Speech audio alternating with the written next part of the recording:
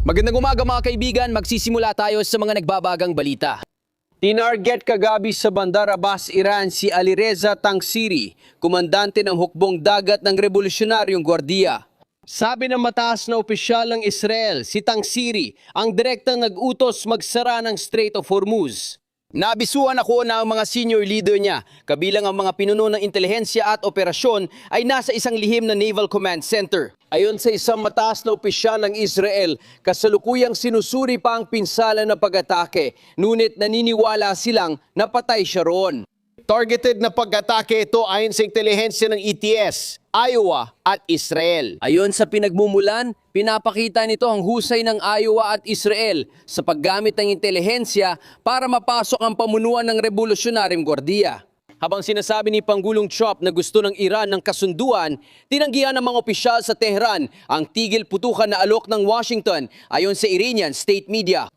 Ayon sa Wall Street Journal, sinabi ni Pangulong Trump sa mga kasamahan kamakailan na nais niyang iwasan ang matagal na digmaan laban sa Iran at umaasa siyang matatapos ito sa mga susunod na linggo. Matinding pag-atake mula sa Taimu at Israel ang tumama sa Iran sa nakaraan 24 na oras. Tinarget ang mas maraming imbakan ng ballistic missiles at iba't ibang posisyon sa kabisera ng Iran.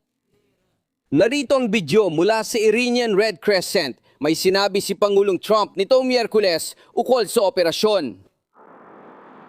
Sinasabi ko malaki ang panalo natin. Wala pang nakakita ng katulad ng ginagawa natin sa gitnang silangan laban sa Iran. At sila ay nakikipag-usap na sa totoo lang at gustong-gusto nilang magkaroon ng kasunduan. Pero natatakot silang aminin dahil iniisip nilang papatayin sila ng sarili nilang mga tao. Natatakot din silang mapatay natin sila.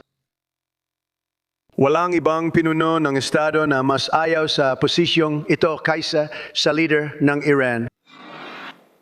Ipinapakita ng video ang patuloy na pag-atake ng mga NTU sa militar na infrastruktura ng Iran. Ayon sa Central Command ng NTU, mahigit 10,000 target ng Iran ang tinamaan sa loob ng 4 na linggo ng Operasyong Furia Epica. Ayon kay CENTCOM Commander Admiral Brad Cooper, nawasak ang 2 katmin na produksyon ng missile at drone ng Iran. Ito ang naging pagtataya niya tungkol sa hukbong dagat ng Iran. Sa loob ng mga dekada, nagpapatrolya ang mga barkong pandigma ng Iran sa regional na karagatan, nagbabanta at nanggugulo sa pandigdigang transportasyon ng dagat. Tapos na ang mga araw na yon dahil nawasak na natin ang Siyam Naput, 2% ng pinakamalalaking barko ng Navy ng Iran.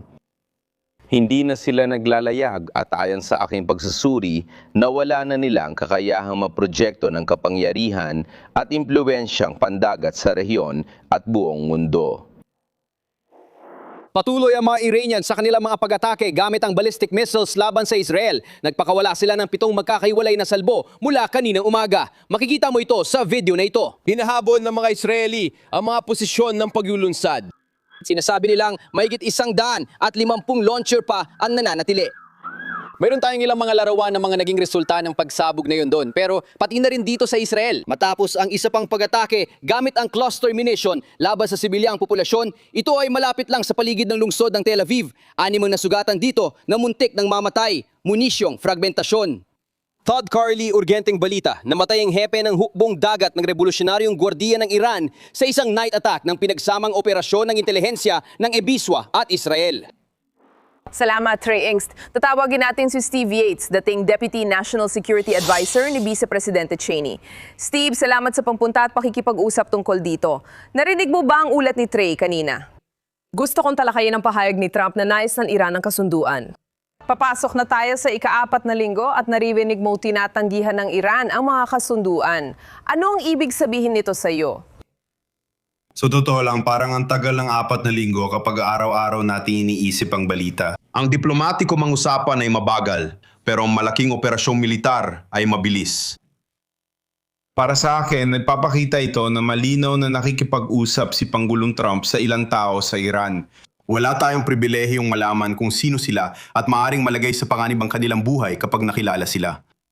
Mula simula, malinaw niyang sinabi na gusto niya gawing panandalian lang ang operasyong ito, kahit sa aspetong militar man lang.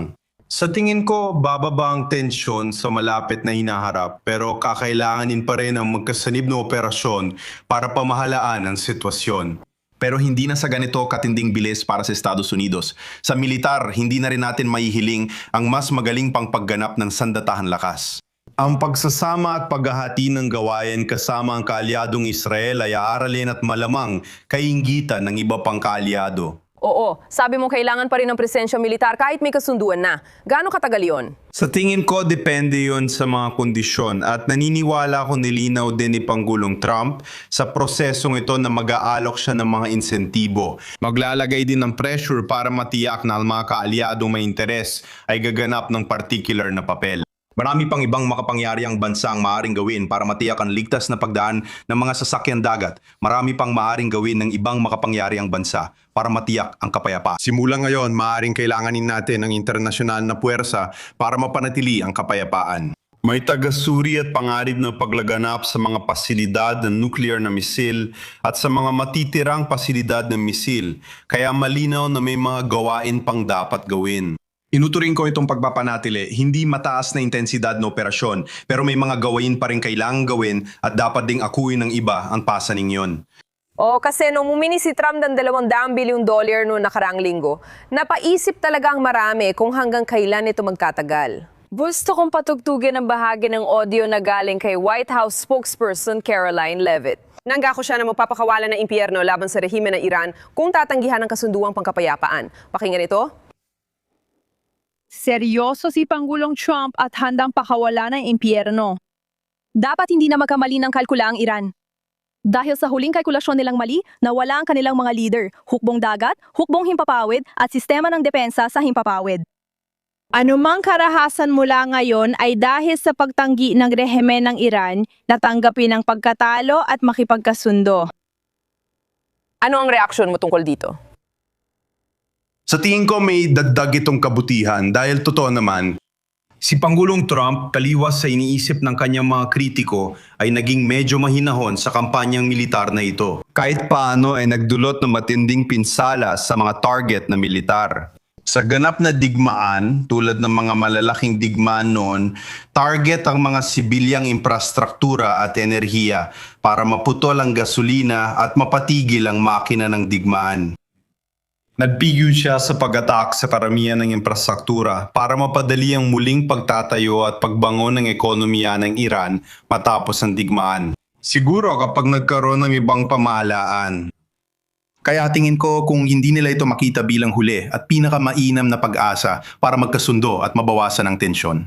At marahil, hanapin ang kapayapaan at mamuhay sa isang nirepormang Iran kung gayon sa tingin ko ay matindi silang tatamaan. Salamat. Sige, Steve Yates, maraming salamat sa iyong oras ngayong umaga. Lubos kaming nagpapasalamat.